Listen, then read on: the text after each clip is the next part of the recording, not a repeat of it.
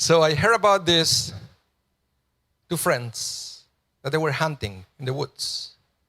All of a sudden, one of the two collapsed. He wasn't breathing. His eyes were all glazed. And the other guy freaked out. So he reached to his cell phone, dial 911. Then on the other side, he could hear a voice. He said, 911, what's your emergency? And he said, I think my friend is dead. He's not breathing. Then the voice on the other side of the phone said, okay, calm down. Are you sure he's dead? So then there's silence. Then there is a sound of a shot. Then he comes back and said, yes, he is. What's next?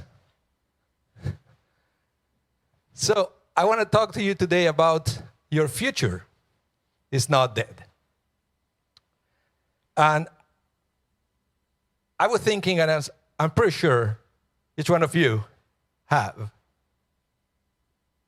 that sometimes we have moments where we wish we will have, more clarity, that everything will be easier to understand about what we're supposed to do to better use our talents or to fulfill our destinies or to find ways to have a more united society, to have people that they are working together towards a better world. Have you ever had those thoughts and how we can make that happen?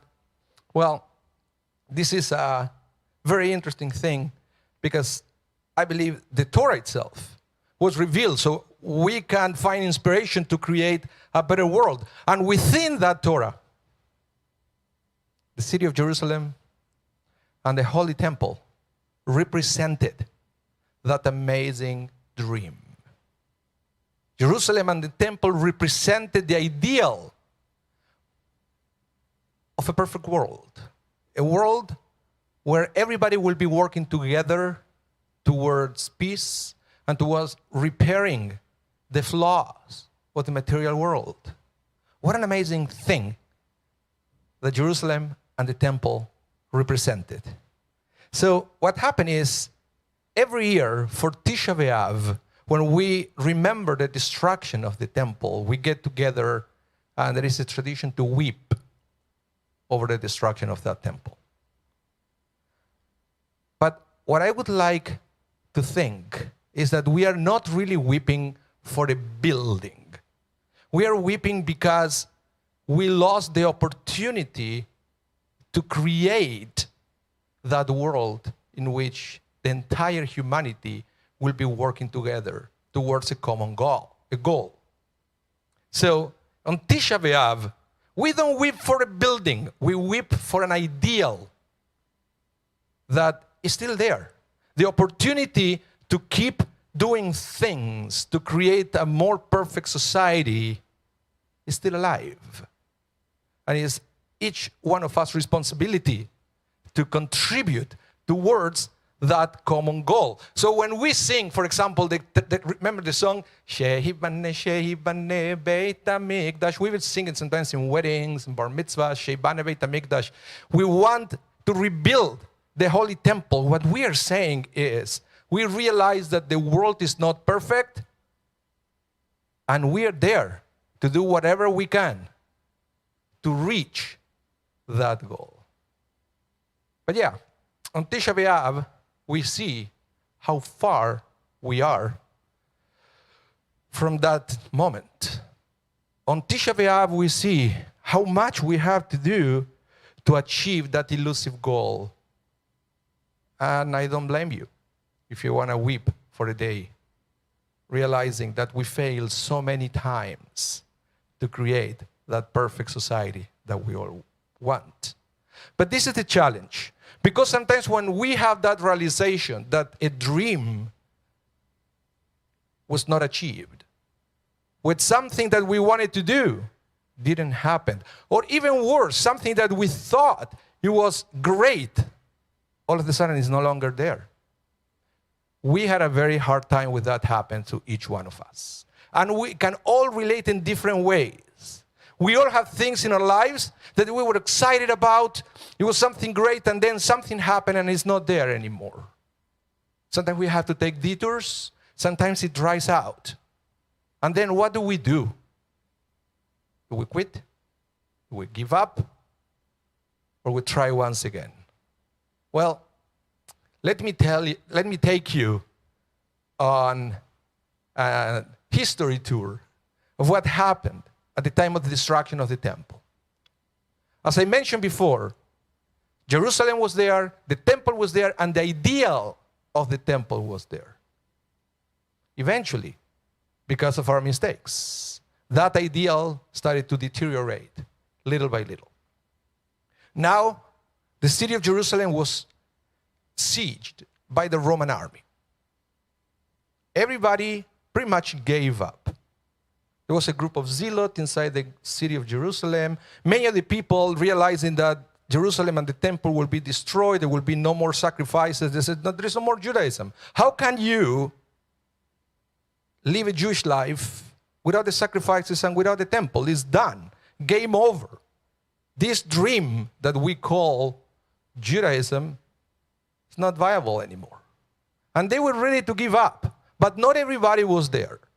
There was this amazing man within Jerusalem, within the walls of Jerusalem. His name was Rabbi Yochanan ben Zakkai. Great scholar, great rabbi. He actually wanted to get out of the city of Jerusalem to create a yeshiva to preserve the essence of Judaism with a new and fresh understanding of the reality around them. He still believed that it was possible to create a better world and a better society. He realized that the formulas being applied up to that moment, perhaps they weren't the best ones. There was no way to continue with the sacrifices, but he said, not everything is lost. The dream is not dead. There is still lots that we can do, but we need to start fresh with the same energies.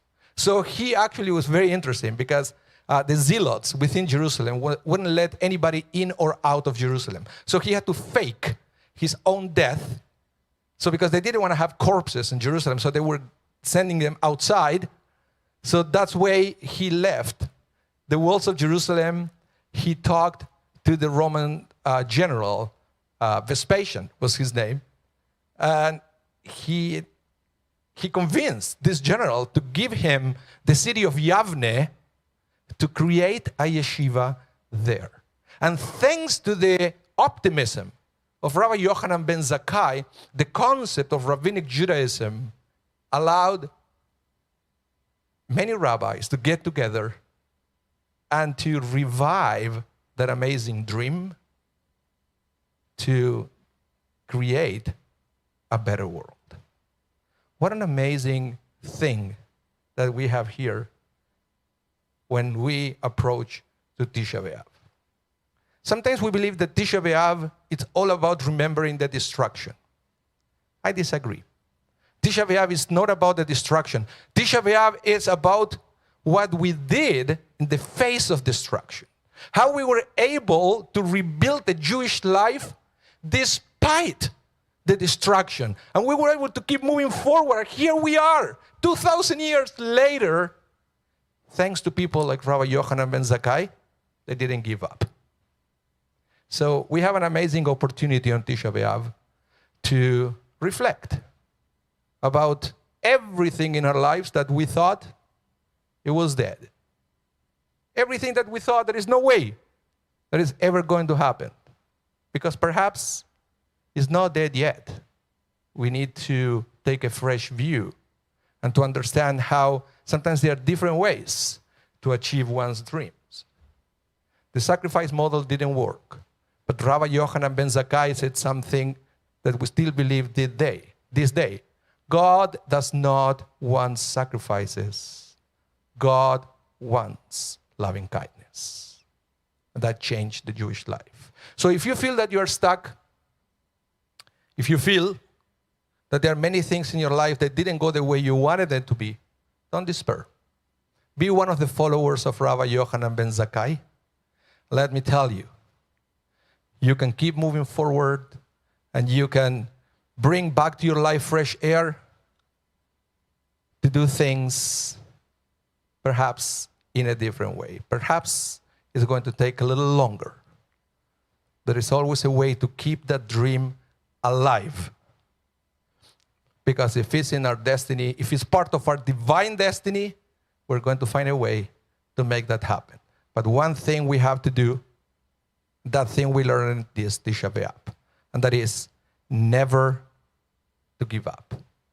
Keep hoping, keep dreaming until you reach that moment in your life where you can feel the fulfillment. And as a society, we should keep hoping and keep dreaming until we can reach a much better society. Shabbat Shalom.